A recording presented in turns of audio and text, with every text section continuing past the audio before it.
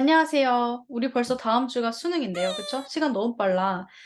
이제 마무리를 잘 하고 싶을 거고, 어떻게 하면 효율적으로 잘 마무리할 수 있을지, 후회 없이 할 수 있을지, 걱정과 고민이 많을 거예요. 그래서 제가 여러분들한테 도움이 될까 해서 오늘은 수능을 잘 보기 위한 전략들을 몇 가지 얘기해 볼 거예요. 특히 이 영상은 내가 100점이 아니라 그냥 1등급, 2등급 받아서 최저만 맞췄으면 좋겠다 하는 친구들에게 도움이 많이 될 방법들이니까요. 만약에 내가 나 이거 좀 안정적으로 잘 보고 싶다 하면 지금 제가 말하는 방법들 참고해 봤으면 좋겠습니다. 시작하기에 앞서서 제가 원래는 유튜브로 영상을 올리려고 했는데 공부에 관련된 영상은 좀 너무 길어질 것 같아서 제가 커뮤니티에 올렸었어요. 그래서 저의 파이널 강의나 소설 강의를 그냥 제가 무료로 신청을 받았는데 생각보다 되게 많은 친구들이 신청을 해줘서 지금 700명 정도의 친구들이 받았어요. 근데 제가 1000명의 학생까지만 받고 마무리를 할 예정이어서요. 만약에 필요한 학생이 있으면 커뮤니티 링크를 통해서 신청을 해주면 됩니다. 그러면 본격적으로 수능 일주일 전에 우리는 무엇을 하면 좋을지 얘기를 해보도록 할게요. 자, 여러분들의 시간을 아껴주기 위해서 제가 빠르게 얘기해 보도록 하겠습니다. 자, 우선 첫 번째, 여러분들이 고민하는 거, 기출과 사설 비중 어떻게 가면 좋을까? 이건 등급대에 따라 좀 다를 수 있는데요. 만약에 내가 3등급 이하다, 그러면 기출 반, 사설 반 하는 정도가 좋아서 하루는 기출, 하루는 사설 이런 식으로 가면 좋거든요. 그리고 내가 좀 2등급 정도 된다 하면은 4대 6, 그러니까 기출 4, 사설 6, 그리고 1등급 라인이다 하면 기출 3에 사설 7. 그러니까 왜냐면 우리 상위권 친구들은 기출 얼추 다 되어 있으니까 정리만 좀 해주면 되거든요. 아무래도 국어는 낯선 대제가 나올수록 어려워지기 때문에 고득점을 받고 싶다 하는 친구들은 사설에서 생소한 제재, 고난도 문제들을 계속 풀어나가는 게 좋아요. 네, 이렇게 전제로 깔고 첫 번째, 기출 공부 어디까지 해야 될까? 아직도 기출 정리 제대로 안 되어 있다 하면 최소한 봐줘야 될 건 21학년도 수능부터예요. 지금이랑 형식이 유사한 작년이랑 재작년이라고 생각하면 되고 평가원에서 출제한 6월, 9월 수능 모의고사를 다시 한번 보는 것이 좋아요. 그리고 올해 6월, 9월 출제 기조들도 분석해서 평가원이 어떠한 유형의 문제들을 출제했었는지를 다시 한번 살펴보는 게 좋아요. 평가원 기출을 다시 풀라고 하면 그냥 문제만 띡 풀고 많은 친구들이 있는데 어차피 그 제재, 그 작품은 다시 나오지 않기 때문에 여러분들이 그냥 단순히 문제를 풀고 정리한다고 해서 그게 딱히 쓸모가 있는 건 아니고요. 중요한 것은 평가원이 어떠한 유형을 출제했으며 나는 왜 당시에 그 문제를 틀렸었는가. 그리고 두 번째, 그럼 사설은 어떻게 하냐? 사설 실전 모의고사를 사실 이틀에 한 번씩은 풀어주면 좋거든요. 그래서 시간 재고 연습해보고 만약에 나는 80분을 다 연습하는 게 좀 버겁다 하면 하프로라도 뭐 선택 과목 빼고 한다든지 아니면 뭐 비문학 하나를 빼고 한다든지 좀 문제 수를 줄이더라도 어쨌든 이 문제풀이 감각을 계속 유지해 주는 건 굉장히 중요해요. 그래서 시간을 재고 사설 실무를 풀자. 그리고 뭐 엄청나게 꼼꼼히 기출 분석하듯이 오답 정리할 필요는 없지만 적어도 내가 틀렸던 문제들에 대해서는 충분히 납득 가능할 수준으로 정리를 하고 넘어가라. 특히 이게 만약에 EBS 연계 제재다 혹은 작품이다라고 한다면 공부를 좀 제대로 하고 들어가는 게 좋을 겁니다. 추천하는 모의고사는 이미 여러분들 다 알고 있죠? 많이 풀고 있는 이감, 한수, 상상 모의고사 같은 모의고사를 풀면 좋을 것 같아요. 자, 그리고 세 번째. 우리 그럼 이틀에 한 번씩은 실무를 어차피 풀잖아요. 그러면 실무를 풀지 않는 날, 아까 우리 1번에서처럼 기출을 풀면 되는데, 근데 기출만 풀면 그날은 좀 아깝단 말이야. 왜냐면 이제 기출만 풀면 좀 뭔가 밍밍해요.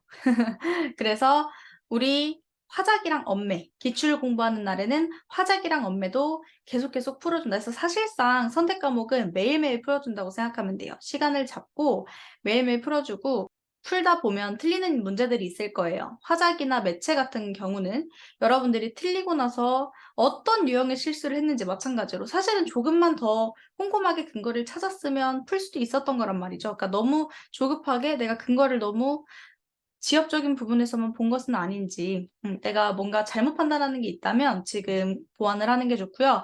만약에 문법적으로 내가 개념을 아직도 모르는 게 있다, 그러면 공부하셔야죠. 여러분들 입장에서는 아니 지금 일주일밖에 안 남았는데 이게 뭐가 되겠어? 라고 하겠지만 여러분 수시에선 일주일이 굉장히 소중해요. 수시 일주일은 내신을 진짜 드라마틱하게 올려줄 수 있는 시기인데 선택 과목도 사실 그런 느낌이거든요. 아무리 수능이라고 해도 이 일주일이라는 시간이 주는 힘은 굉장히 강하기 때문에 여러분들이 남은 시간에 제대로만 공부해 준다면 정답률을 훨씬 더 많이 올릴 수가 있습니다. 자, 그리고 네 번째. 내가 만약에 실력적으로 좀 부족하다. 그렇다면 어쩔 수 없이 EBS에 조금 더 투자를 할 필요가 있는데, 제가 문학은 좀 많이 보라고 했어요. 고전시나 현대시. 좀 보면서 여러분들한테 어려운 작품들 위주로 좀 반복적으로 계속 보라고 했고, 사용 설명서나 분석서 있잖아요. 그런 것들 통해서 공부하고, 소설 같은 경우도 인물의 특성, 그리고 줄거리 아는 정도도 되게 도움이 많이 돼요. 그래서 그런 것들을 좀 체크를 해줘라. 시간이 없어서 전부 보진 못한다면 본인에게 부족한 영역들만이라도 꼭 봤으면 좋겠어요. 그리고 이제 독서와 관련해서도 사실 요즘엔 제재 연계도 많이 되기 때문에 만약에 딱 봤는데 제재가 너 나한테 너무 어려운 제재야. 좀 미리 알았으면 좋겠어 하는 것들 있죠. 특히나 경제, 법, 과학, 기술 이쪽에서 여러분들이 어려워하는 것들이 많잖아요. 이런 것들에 대해서는 배경 지식을 좀 가지고 있으면 도움이 되는 경우도 있으니 제재 공부를 좀 일주일 동안 하는 것도 좋은 방법 중에 하나라고 생각해요. 자, 그리고 다섯 번째, 실력을 커버할 만한 생활 습관을 만드는 것도 하나의 방법이죠. 만약에 내가 실력으로 비볐을 땐 좀 안 될 것 같아? 그럼 생활 습관이라도 관리하셔야 돼요. 그러면 적어도 매점이 오를 수가 있습니다. 그래서 가장 중요하게 강조하는 건 우선 규칙적인 생활 습관. 뭔가 여러분들 규칙에서 벗어나는 순간 몸이 안 좋아질 확률이 높아요. 그러니까 너무 갑자기 큰 변화를 만들어내려고 하지 마라. 너무 이렇게 갑자기 사람이 변하면 뭔가 이게 되게 단기적으로 트러블이 생길 수가 있어. 그러니까 그냥 여러분들이 좀 일관된 흐름을 유지했으면 좋겠어요. 그리고 이제 수면 같은 거 일관적으로 좀 유지를 하고, 이게 여러분들이 그런 게 있어. 그러니까 잠을 무조건 안 잔다고 좋은 게 아니라 6-7시간은 자는 게 좋거든요. 다만 규칙적으로. 언제는 막 3시에 잤다가 다음날은 뭐 10시에 잤다가 이러지 말고 좀 일관된 시간, 웬만하면 11시에서 12시 사이에 자는 게 좋고요. 일어나는 것도 6시에서 6시 반쯤에 일어나는 게 좋아요. 그래서 여기 좀 맞춰보는데 이제 이런 친구들이 있어. 그러니까 잠을 규칙적으로 자라고 했더니 강박을 가져서 막 못 자는 거야. 막 자야 돼. 자야 돼 이러니까 오히려 잠이 안 오고 막 못 자는 거예요. 근데 여러분들 막 자려고 안간힘을 안 써도 되고요. 전자기기 멀리 하시고요. 왜냐면 전자기기가 진짜로 그 잠자기 전에 하면 너무 안 좋아. 그러니까 핸드폰보다 자는 친구들 있죠. 일주일만 딱 끊으세요. 근데 그 다음날 피로도가 다르거든요. 전자기기 안 쓰고 여러분들이 눈 감고 불 끄고 누워만 있어도 사실 피로 회복에 효과가 있다고 해요. 그러니까 그것도 수면 시간으로 치면 되거든요. 그러니까 너무 막 억지로 자야 돼 하다가 더 스트레스 받지 말고 그냥 그렇게 일정한 시간에 편하게 누워만 있어도 괜찮아요. 식사도 너무 몸에 안 좋은 거, 막 인스턴트 너무 많이 먹지 말고 건강하게 계속 식사하고 저는 화장실도 좀 일정한 시간에 계속 맞춰서 갔거든요.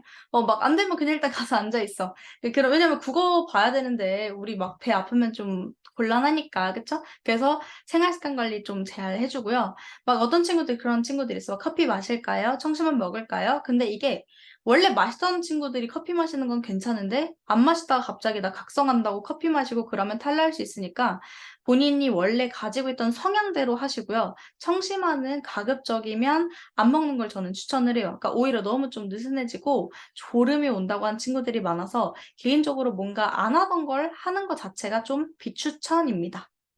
자, 그리고 이어지는 말인데 여러분들이 욕심이 이제 많고 조급해지다 보니까 뭔가 되게 많은 걸 막 하려고 해. 근데 이제 그러지 마세요. 어차피 시간을 1년 더 줘도 완벽하게 하고 들어가지 못해요. 저도 그랬고 우리가 아무리 해도 내가 원하는 그 이상만큼 완벽해질 수는 없어. 그러니까 마음을 좀 많이 비워야 돼요. 마음 비우고 욕심 부리지 말고 너무 많은 걸 하려고 하지 말아라. 오히려 그러다가 더 스트레스만 늘어날 수 있다. 뭐 그렇다고 해서 크게 변화되는 것도 아니고요. 또 그런 친구들이 있죠. 난 오늘 6시간 공부하기로 했는데 3시간밖에 못했어. 너무 스트레스 받아. 막 이런 친구들이 있단 말이에요. 계획을 막 짰는데 그 계획만큼 안 됐어. 그러지 말고 여러분들이 6시간 계획했지만 3시간 할 수 있거든요. 다만 그 3시간 동안만 정말 최대로 집중해서 제대로 해내면 되는 거예요. 그냥 뭔가 내가 더 많이 못한 것에 대해서 연연해하지 않았으면 좋겠어요. 그냥 그게 최선이라고 항상 생각하고 대신 내가 깨어 있을 때 그리고 내가 이 공부를 하고 있을 때만큼은 최대한으로 집중을 해서 그 시간만큼은 정말 후회 없이 만들어라. 그리고 이제 마지막이 또 이어지는 얘긴데요. 결국에는 문제를 너무 많이 풀고 갑자기 너무 많은 공부를 하려고 하기보다는 지금 하고 있던 것들을 잘 마무리하고요. 한 문제를 풀더라도 뭐라도 하나를 배우는 게 중요해요. 괜히 문제 여러 개 풀어놓고 딱히 남는 거 없이 그냥 끝내지 말고 한 문제를 풀고 틀렸다면 그 틀린 원인을 제대로 분석해서 다음에 똑같은 작품 혹은 비슷한 유형이 나왔을 때는 그 실수를 하지 않을 수 있도록 그렇게 한 문제를 가지고 생각하고 고민하고 하는 것들이 오히려 더 도움이 될 수가 있어요. 그래서 일단 여러분들 조급한 마음과 욕심 이런 것들을 오히려 실전에 가까워질수록 좀 내려놓는 걸 추천을 할게요. 아무래도 사람이 너무 또 완벽해지려고 하고 욕심이 자꾸자꾸 이렇게 많이 가지게 되면 멘탈적으로도 관리가 안 될 수 있어요. 왜냐면 너무 완벽해지려고 하다가 만약에 하나라도 어긋나면 사실 되게 당황할 수 있잖아요. 그러니까 차라리 지금부터는 그냥 오케이. 그냥 하루하루 담담하게 내가 지금 선에서 할 수 있는 것들 그냥 계속 붙들고 있는다는 느낌으로 뭐라도 하세요. 여러분들이 지금 흘려보내고 있는 시간들도 되게 소중한 시간이고 뭐라도 더 하고 싶어서 이렇게 유튜브 보고 있을 텐데 그쵸? 결국에는 뒷심과 뚝심이 통하는 법이죠. 요행은 일시적인 거고 결국에는 정론으로 그냥 뚫고 가야 돼요.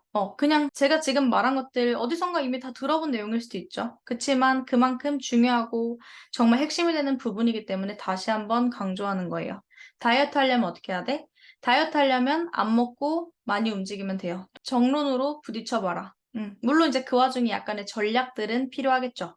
하지만 너무 새로운 걸 하려고 욕심내다가 다치지 말고 그냥 지금 가지고 있는 것들에 대해서 최대한의 포텐을 냈으면 좋겠어요. 여러분들이 지금까지 연습하면서 받았던 최고 점수가 바로 여러분들의 포텐이 될 수 있다. 그리고 수능 날에도 최고 점수는 나올 수 있다. 그래서 여러분들 스스로를 믿고요. 저는 또 다음 영상으로 찾아오도록 하겠습니다. 안녕.